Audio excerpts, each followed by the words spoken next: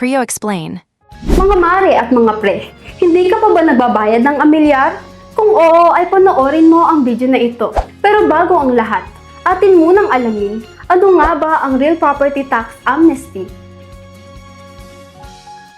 Ang amnestiya sa amilyar o Real Property Tax Amnesty ay isang programa ng gobyerno na nagbibigay ng pagkakataon sa mga may-ari ng lupa, bahay o gusali na bayaran ang kanilang mga utang o hindi na bayarang amilyar nang walang ipapataw na multa, surcharge at interest. Ang babayaran na lamang ay ang pangunahing buwis or basic tax. Ito ay alinsunod sa Republic Act 12001 o RPVARA na tinatawag na Real Property Valuation and Assessment Reform Act. Paalala, ang bisa nito ay hanggang Hulyo 5, 2026 na lamang. Bakit nga ba kailangan natin bayaran ng amilyar? Kailangan pa rin magbayad ng amilyar dahil ito ay obligasyon ng mga may-ari ng lupa, bahay, gusali at iba pang real property.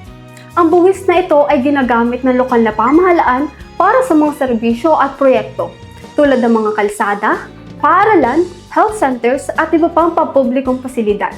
Ang amnestiya ay hindi nangangahulugang hindi na kailangan magbayad. Sa halip, ito ay nagbibigay ng pagkakataon na bayaran ng mga hindi nabayarang amilyar, mapatawad ang mga multa, surcharge at interest, maiwasan ang karagdagang penalties o legal na aksyon. Kung hindi mababayaran ng amilyar sa mahabang panahon, maaaring lumaki ang utang dahil sa mga penalty at sa ilang kaso ay maaaring isailalim sa tax delinquency proceeding ang ari-arian. Kaya ano pa ang hinihintay mo? Kung ikaw ay nagmamay-ari ng mga ito at hindi pa nababayaran ng amilyar, maliit man o malaki ay magbayad na nito dahil sa buwis na iyong ibabayad, makabuluhang proyekto ang matutupad. Para sa karagdagang impormasyon at pagbabayad, magsadya lamang sa Municipal Treasurer's Office na matatagpuan sa unang palapag ng bagong munisipyo sa Barangay Zone 3 Poblacion at Timonan, Quezon at maaaring tumawag sa numerong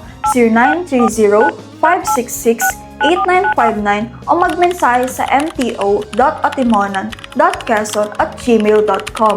At syempre, huwag kang kalimutang i-follow ang TikTok na ito at aming Facebook page, Prio Atimonan, Public Relation and Information Office.